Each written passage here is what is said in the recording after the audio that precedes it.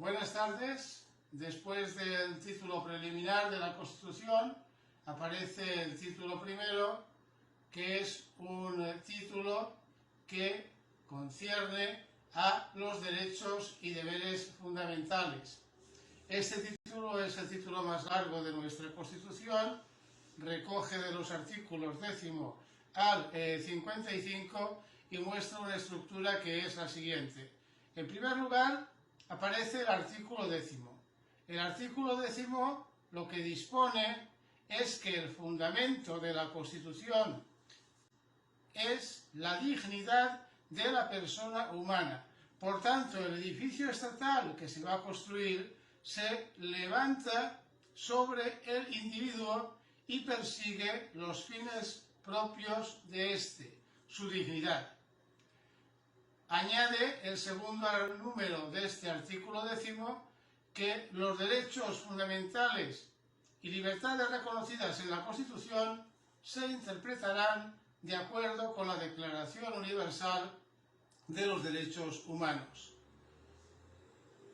Viene luego la división en capítulos de este título primero. El capítulo primero se denomina de los españoles y extranjeros. Básicamente lo que se hace con este capítulo es fijar el ámbito subjetivo de aplicación del texto constitucional. Para ello se hacen dos cosas. La primera cosa que se hace es delimitar la nacionalidad española, a efectos de lo cual se va a remitir el artículo 11 de la Constitución a lo que se dispone en el Código Civil. De acuerdo con él, hay una nacionalidad originaria que es irrebatable y otra nacionalidad que es derivativa. Se habla de los extranjeros, de su estatuto jurídico, plenamente equiparable al de los españoles, de acuerdo con lo que dispongan los tratados internacionales válidamente suscritos por España. Se habla de la patridia como situación en la cual no se ostenta ninguna nacionalidad y se establece por primera vez en nuestra Constitución una mayoría de edad fijada en los 18 años. Tras este capítulo primero aparece el capítulo segundo, que lleva por título de los derechos y libertades, comprende de los artículos 14 al 38. Este artículo 14 va a cumplir una función análoga a la que cumple el artículo 10 respecto de el título primero, es decir, va a servir de introducción. Esta introducción lo que sienta es que todos los españoles son iguales ante la ley, sin que pueda prevalecer ningún tipo de discriminación por diferentes causas. Se entiende que esta discriminación es una discriminación lesiva, una discriminación perjudicial, porque habría que recordar a estos efectos que el artículo 9 de la Constitución, en su segundo número, al establecer las misiones de los poderes públicos, comprende entre ellas remover los obstáculos que limiten o dificultan la libertad y la igualdad plenas. Viene luego la sección primera y tras ella viene la segunda. La sección primera recoge los derechos fundamentales y las libertades públicas en sus artículos 15 al 29. La sección segunda va a contener los derechos y deberes de los ciudadanos enunciados de los artículos 30 al 38. Una cuestión que se suscita es cuál es la diferencia entre unos y otros. Realmente la Constitución no se plantea una diferencia conceptual, sino que lo que se plantea es ubicar en una sección aquellos artículos, aquellos derechos que son susceptibles de una protección mediante el recurso de amparo constitucional y que requieren asimismo un desarrollo en su ejercicio mediante ley orgánica de aquellos otros derechos que basta con una regulación legislativa en cuanto a su ejercicio. Es decir, en la sección primera están los derechos fundamentales y las libertades públicas más protegidos, en la sección segunda están aquellos que no gozan de esta especial protección. Habría que decir también que dentro de la sección segunda no solo se habla de derechos, se habla también de deberes, por ejemplo, el deber de la defensa o el deber de contribuir al sostenimiento del gasto público. Y regresando ahora a la dicotomía que se da en la sección primera entre derechos fundamentales y libertades públicas, hemos de decir que los derechos fundamentales son aquellos inherentes al ser humano en cuanto a su condición como tal, y que el Estado simplemente tiene que reconocer que existen.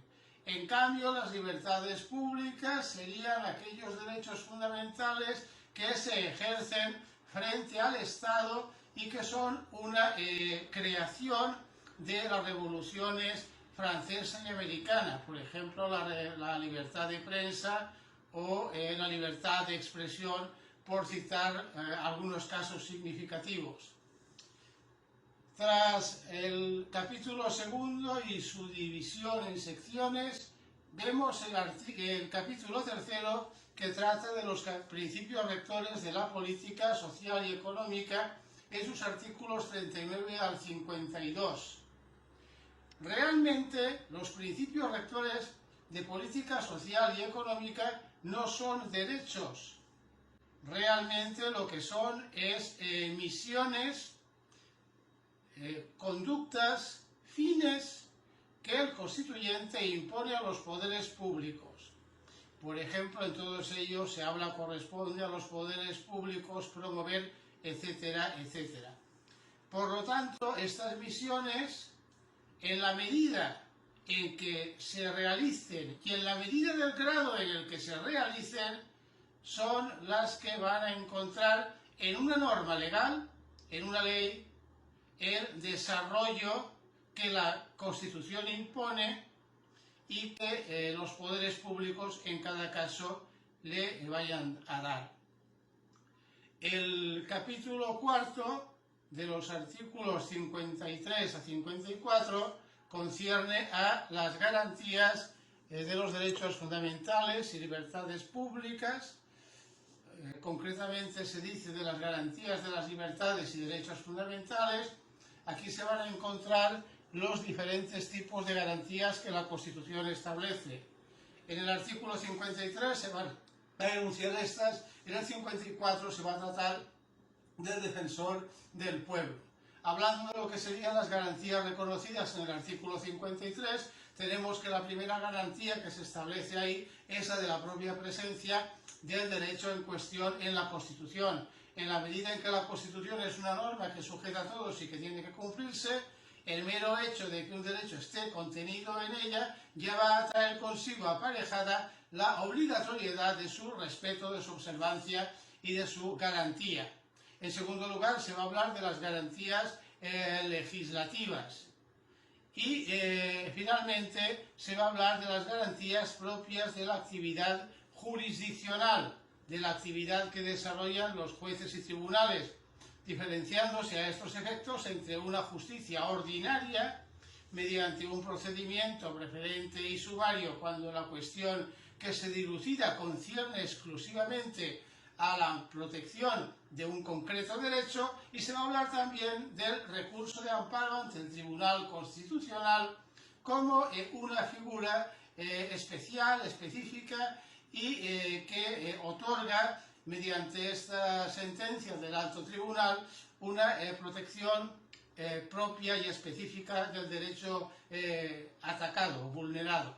El defensor del pueblo, que aparece en el artículo 54, es el alto comisionado de las Cortes Generales, mandatado por estas, por los representantes de la soberanía popular, para verificar que por parte de la actividad de los poderes públicos se da un respeto a estos derechos y libertades fundamentales, Y finalmente el capítulo quinto, que contiene un único artículo, el 55, trata de los supuestos en general de suspensión de los derechos y libertades, supuestos que pueden ser de dos tipos: para personas concretas en razón de la actividad peligrosa que llevan, como bandas armadas o organizaciones terroristas.